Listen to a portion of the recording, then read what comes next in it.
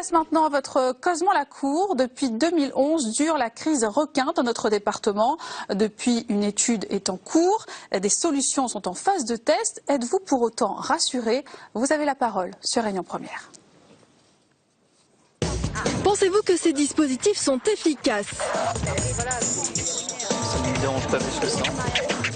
Personnellement, oui. Non, ça ne me sécurise pas du tout. Filet, pas filet, ils trouveront un moyen de passer. Je pense pas que les filets, c'est suffisant pour défendre, voilà, pour sécuriser la plage.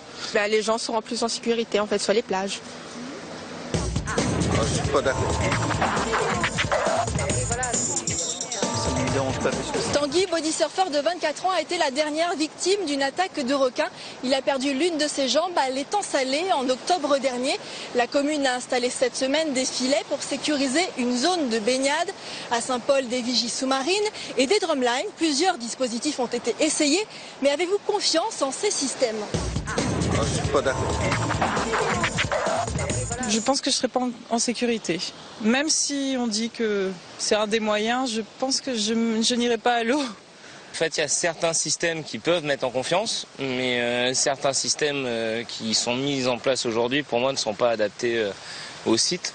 Mettre des filets, pour moi, déjà, c'est pas forcément la bonne solution parce que ça atteint toute vie marine. Donc, on a vu des reportages récemment, ça peut interférer sur beaucoup de choses au niveau marin. Donc, Même si vous mettez une sécurité et vous dites aux gens il n'y a pas de danger, il y aura toujours une appréhension. Oui, bien sûr. D'abord, quelle autre solution on a?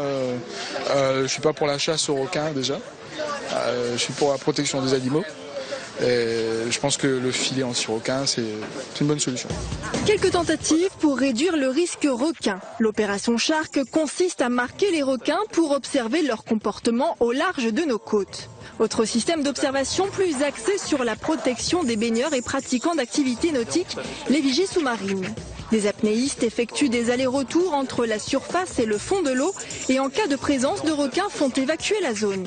Autre idée proposée, relancer la pêche et notamment la consommation de requins, idée controversée. Enfin, contestée par l'IRD Cap-Requin, il s'agit de l'installation de drumlines en baie de Saint-Paul. Le système de ligne fixé sur le fond est équipé de capteurs et de GPS. Il consiste à capturer le squale et donner l'alerte, un dispositif très utilisé en Afrique du Sud. Moi j'ai très peur des requins et on nous fait peur aussi puisque dans l'avion, c'est la première fois qu'on nous a dit n'allez pas vous baigner, il y a des requins. Jusqu'au 15 septembre, la baignade et les activités nautiques sont toujours interdites. Le préfet appelle même à plus de prudence en cette période. Une présence plus importante de squales a été observée au changement de saison. Une question se pose quant aux solutions à apporter. Quelles seraient les vôtres? Quelle est votre solution anti-requin? Ça ne me dérange pas plus que ça. Écoutez, moi je trouve que les dispositifs mis en place, je vois pas ce qu'on peut faire d'autre. On va pas les tuer quand même, les empoisonner. Non, je trouve que c'est pas mal. Il faudrait les chasser, je sais pas, je veux dire, je n'ai pas de solution. pas besoin d'aller chercher danger à droite, à gauche. Reste dans le lagon. À part les drumlines, je pense que déjà c'est une bonne chose de s'en occuper et de mettre quelque chose en place pour les surfeurs notamment. Je pense qu'ils ont déjà tout essayé, le balisage sur les requins et maintenant les filets. Bon, espérons que ça portera ses fruits. 3 ans d'attaque de requins. Depuis juin 2011, notre île a dû faire face à 5 attaques mortelles de requins. La dernière, celle de la jeune Sarah, 15 ans, en juillet 2013. Elle se trouvait à quelques mètres du bord, à Saint-Paul, derrière le cimetière marin, lorsqu'un squale l'a attaquée. En mai de la même année, c'est un trentenaire qui a perdu la vie. Il était en voyage de noces et pratiquait du bodyboard au large de la plage des Brisants. En juillet 2012, un surfeur de 22 ans a la jambe sectionnée sur le spot de 3 bassins. Ramené sur la plage, il succombe à un arrêt cardiaque.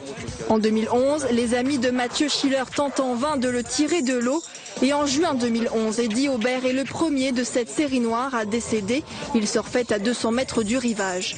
Il faut effectivement qu'il y ait des choses mises en place pour protéger ces personnes qui veulent continuer à pratiquer leur activité pour les enfants et pour les gens et pour les touristes tout simplement. C'est dommage de ne pas pouvoir profiter de l'eau par peur, quoi, tout simplement. En Afrique du Sud, en Australie ou encore au Brésil où se tenait la semaine dernière une conférence internationale à ce sujet, la question des attaques de requins est étudiée depuis déjà de nombreuses années. À La Réunion, nous nous en préoccupons depuis 3 ans seulement et pourtant le risque requin est présent depuis bien longtemps et ce sont nos Gramoun qui le disent.